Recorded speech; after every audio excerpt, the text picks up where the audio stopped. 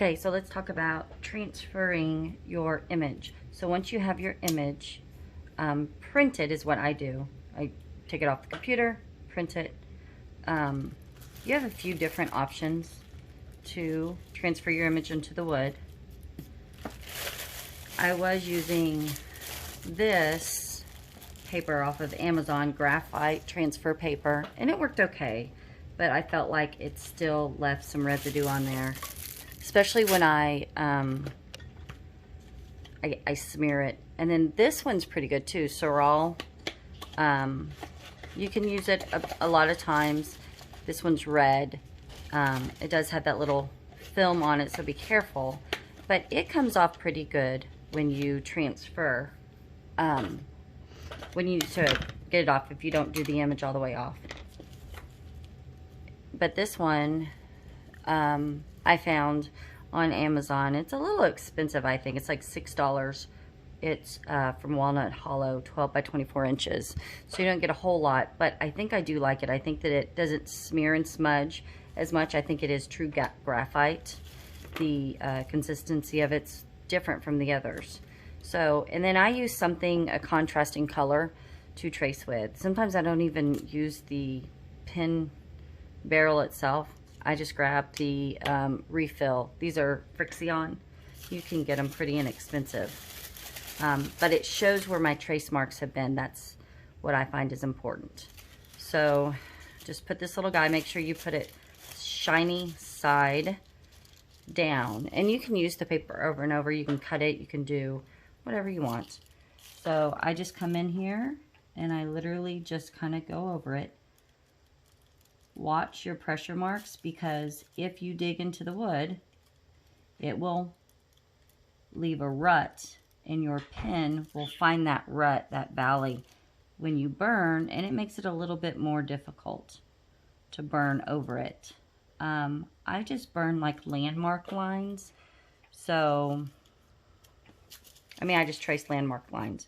So there we are there, and I've already smudged it. So if you do indeed smudge it, you do have some options. This is a sanded eraser, Tombow. They call it a mono eraser. And I just kind of go over it. I try to watch my pressure on tracing, because I do have a heavy hand when I burn and when I trace. So I just try to lighten it up a little bit. So then I would trace this line is a big outline for the hat, and then I'm not going to trace any more for the hat on him. That will give me just some kind of landmark lines when I go to burn what to follow.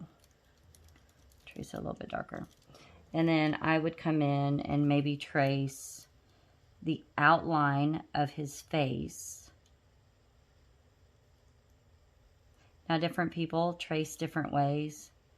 I am not very good at drawing, so I need a few more trace marks, maybe than someone else would. So you got an eye there, an eye there. I tend to burn tiny details, so it does make it a little bit harder to burn, to trace the little tiny details.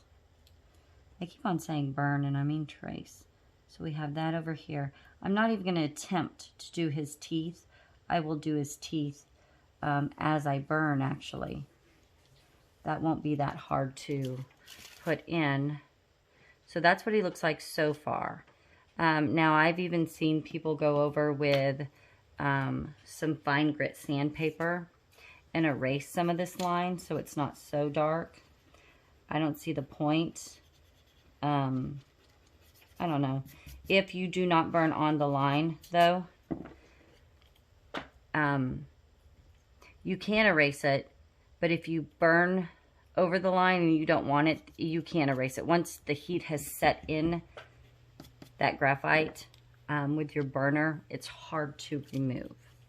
So there it is. That's how I trace all of my images. You can get the Sorol. What I like about the Sorol is you can get it in different colors, so you can get it for almost any piece of wood color that you could imagine. I got red, It shows up on most things. I think yellow would be a little harsh on the eyes, maybe blue. White would work on a dark wood. So there's just different ways you can do it. If you have any suggestions for me, let me know. Bye.